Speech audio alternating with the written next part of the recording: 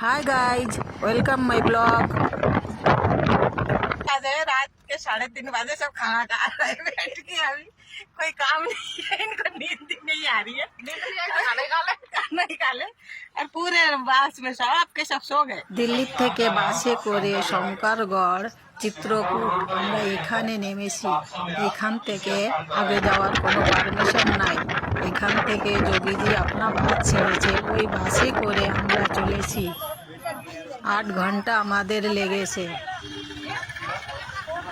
বাসের থেকে নেমে 10 মাইল আরও পায়ে হেঁটে চলেছি। পুলির পার দিয়ে চলছি। দেখো কত সুন্দর লাইটিং করা পুলির পারে। গঙ্গা পুলির নিচে দেখো অনেক তাঁবু টানানো আছে।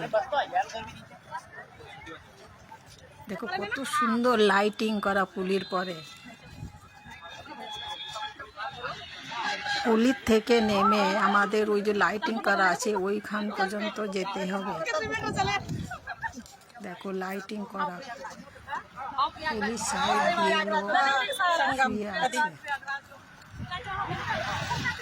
ওই পর্যন্ত আমাদের যেতে হবে। नदी के पुल ये सारे बहुत आते ना पूजा के फोन में।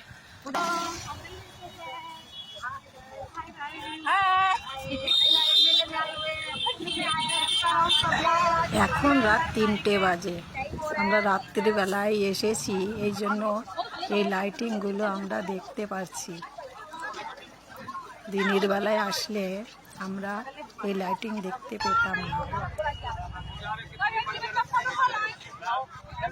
সবাইকে বলছি আর 4 দিন সময় আছে, একবার অবশ্যই এসে সবাই স্নান করে যাও। আমরা চলতে চলতে গেটের সামনে চলে এসেছি। গেটের সামনে দেখো অনেক লোকজন, অনেক ভিড়।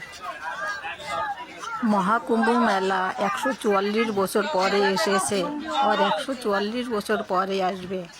এই জন্য সবাই এখানে চলে এসো, স্নান করে যাও আর দর্শন করে যাও। এখানে আর একটা গেটের সামনে আমরা চলে এসেছি। এখানে 3টে গেট আছে।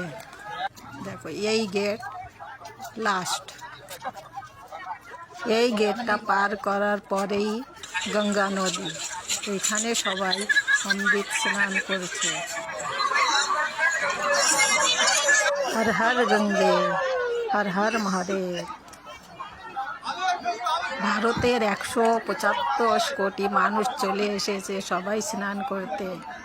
আর যে বাকি আছে তাড়াতাড়ি চলে এসো। এই মৌকা আর কোনো দিন ফিরে আসবে না।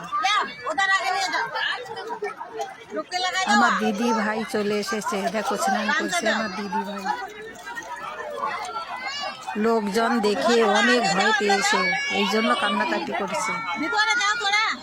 এখনো ঘরে বসে বসে সবাই ভাবছে যে কত ভিড়, ধাক্কামুক্কি হচ্ছে। কিন্তু আমরা তো আরামসে দর্শন করেছি, আরামসে স্নান করেছি, কোনো ধাক্কামুক্কি নাই। এই জন্য বলছি সবাই একবার এসে অমৃত স্নান করে যাও।